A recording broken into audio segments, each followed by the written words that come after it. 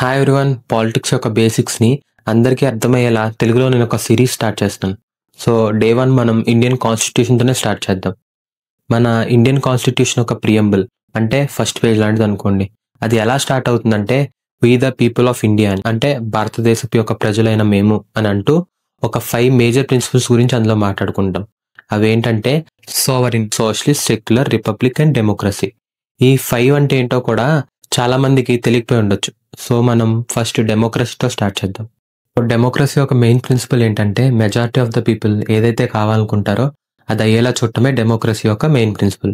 So ఇది అన్ని చోట్ల వర్క్ అవుతుందంటే ఒక ఎగ్జాంపుల్తో చూద్దాం. ఒక విలేజ్ ఉందనుకుందాం. ఆ విలేజ్లో ఒక 100 మెంబర్స్ ఉన్నారు. అయితే అక్కడ ఒక దొంగతనం జరిగింది.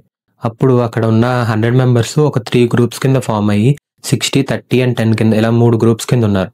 అయితే మెజారిటీ అయిన 60 అండ్ 30 వచ్చి మైనారిటీ అయిన 10 మెంబర్స్లోనే ఒకళ్ళు దొంగతనం చేశారంటే అప్పుడు మనం డెమోక్రసీ కింద తీసుకుని ఆ 10 మెంబర్స్లోనే ఒకళ్ళు దొంగ అంటే కరెక్ట్ కాదు కదా. అందుకనే మనం డెమోక్రసీకి బదులుగా రిపబ్లిక్ అనే దాన్ని ఫాలో అవుతాం. రిపబ్లిక్ అంటే మెజారిటీ వాళ్ళ వల్ల ఈవెన్ ఒక సింగిల్ మైనారిటీకి కూడా ఇంజస్టిస్ జరగకూడదని, ఎవ్రీ ఇండివిజువల్కి ఒక రైట్ ఉండాలని, right to live, right to talk, ఇలాంటి రైట్స్ అన్ని ఒక బుక్లో రాసుకుని ఆ బుక్కి మనం ఇచ్చిన నేమే కాన్స్టిట్యూషన్. అప్పుడు వచ్చిందే రిపబ్లిక్ ఆఫ్ కాన్స్టిట్యూషన్. అందుకనే మన జ్యుడిషియరీ కూడా కాన్స్టిట్యూషన్ పరిధిలోకి తీసుకునే దాని యొక్క జడ్జిమెంట్ని ఇస్తుంది. సోవరిన్ అంటే మన కంట్రీ యొక్క డెసిషన్స్ మన కంట్రీయే తీసుకుంటుంది. వేరే ఏ కంట్రీ కానీ ఎక్స్టర్నల్ పార్టీ ఏది వచ్చి కానీ మన మీద పెత్తనం చలాయించలేదు అని సోవరిన్ అనే దాన్ని మన ఇండియన్ కాన్స్టిట్యూషన్లో మనం ఇన్వాల్వ్ చేసుకున్నాం. సెక్యులర్ ఎందుకంటే గవర్నమెంట్ అనేది ఏ ఒక్క రిలీజియన్తోని ఇంటర్ఫియర్ అవ్వకుండా అంటే తలదూర్చకుండా ఎవ్రీ ఇండివిజువల్కి వాళ్ళకి నచ్చిన రిలీజియన్ని వాళ్ళు ఫాలో అయ్యే ఫ్రీడమ్ ఉంటుంది సెక్యులర్లో. అందుకనే మన ఇండియన్ కాన్స్టిట్యూషన్లో సెక్యులర్ని మనం ఇన్వాల్వ్ చేసుకున్నాం.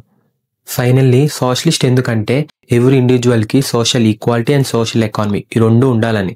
అంటే caste, creed, religion, sex and language వీటి బట్టి డిస్క్రిమినేషన్ ఉండకూడదని social equality, and welfare schemes ద్వారా అందరికీ ఫైనాన్షియల్ స్టెబిలిటీ ఉండాలని చెప్పి సోషల్ ఎకానమీ. ఈ రెండు ఉండటం కోసం సోషలిస్ట్ అనే దాన్ని మన ఇండియాలో కొంచెం డిఫరెంట్గా ఫాలో అవుతాం rather than regular socialist. So ఈ 5 మేజర్ ప్రిన్సిపల్స్ ఫాలో అవుతూ ప్రజల యొక్క జస్టిస్ని, ఫెటర్నిటీని, లిబర్టీని అండ్ ఈక్వాలిటీ ఇవన్నీ మనం సెక్యూర్ చేస్తామని మన ఇండియన్ కాన్స్టిట్యూషన్ ఆఫ్ ప్రియంబుల్లో we the people of India అని స్టార్ట్ చేస్తూ ఇలా మన కాన్స్టిట్యూషన్లో రాసుకున్నాం. సో ఇదే మన ఇండియన్ కాన్స్టిట్యూషన్ ఒక ప్రియంబుల్. So thank you. Jai Hind.